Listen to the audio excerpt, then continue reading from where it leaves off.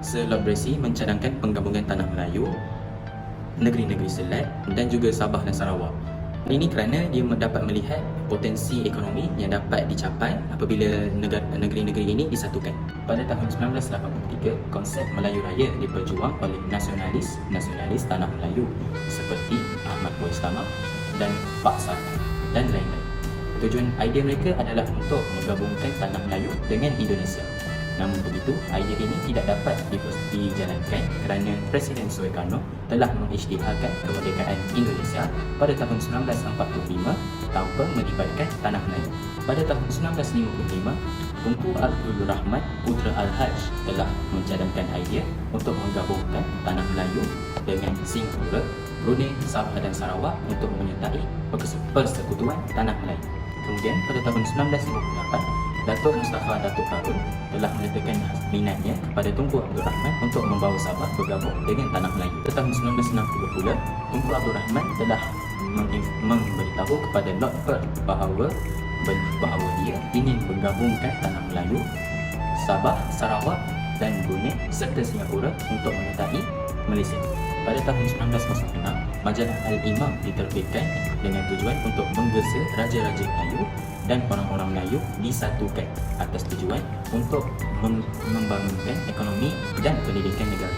Pada tahun 1960 pula, Sir Geoffrey Tory mencadangkan pembentukan Malaysia ini digabungkan tanah Melayu dan Singapura atas tujuan kepentingan ekonomi.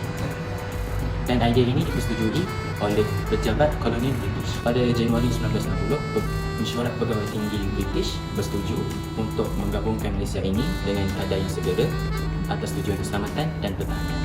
Kemudian pada tahun 1952, Sir Gareth Campbell mencadangkan agar pembentukan Malaysia ini dapat disegerakan atas tujuan keselamatan dan pertahanan. Pada tahun yang sama juga, beliau berbincang dengan Datuk Onn Jaafar untuk memberitahunya berkaitan idea untuk membentuk Malaysia ini, untuk membentuk satu entiti politik dan ekonomi. Alasan kenapa idea ini diberikan adalah untuk menyesuaikannya dengan rancangan dekolonisasi. Faktor-faktor pembentukan Malaysia terbagi kepada tiga, iaitu dari aspek ekonomi, sosial dan politik. Dari aspek politik, kita dapati bahawa tanah Melayu mahu mempercepatkan kemerdekaan dengan menggabungkan negeri-negeri antara Sabah, Sarawak, Brunei dan Singapura. Dari segi ekonomi pula, negara-negara anggota akan bekerjasama dalam ekonomi dan perdagangan. Perkara ini dapat berkongsi faedah ekonomi seperti bahan mentah dan bekalan minyak.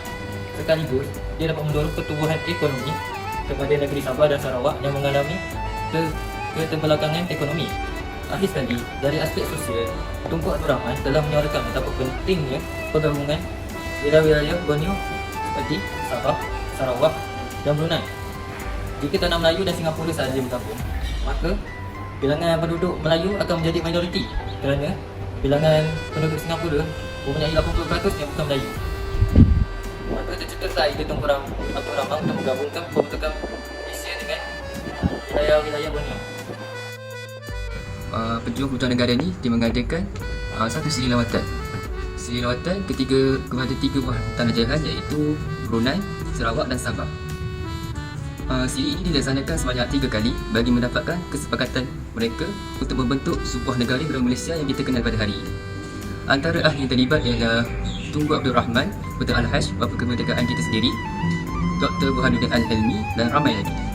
Langkah yang seterusnya ialah dengan menubuhkan satu jawatan kuasa khas iaitu Jawatan Kuasa Setiakawan atau singkatannya JSKM.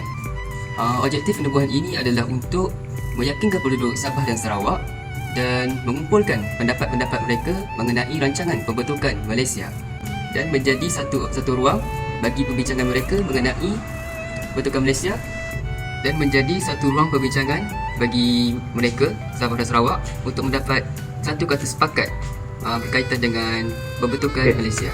Langkah yang berikutnya adalah dengan menubuhkan satu Suruhanjaya. Suruhanjaya itu adalah Suruhanjaya Kobot.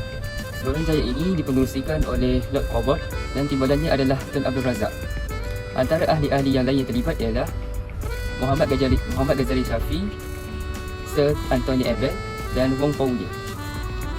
Pada Jun 1962, satu laporan dibuat oleh Suruhanjaya ini. Dalam laporan itu, mereka menyatakan sebanyak 2/3 penduduk Sabah dan Sarawak bersetuju dengan pembentukan Malaysia ini. Dan mereka mengesyorkan untuk Perlembagaan Persekutuan Tanah Melayu pada waktu itu dijadikan sebagai asas untuk pembentukan Perlembagaan Persekutuan yang baharu.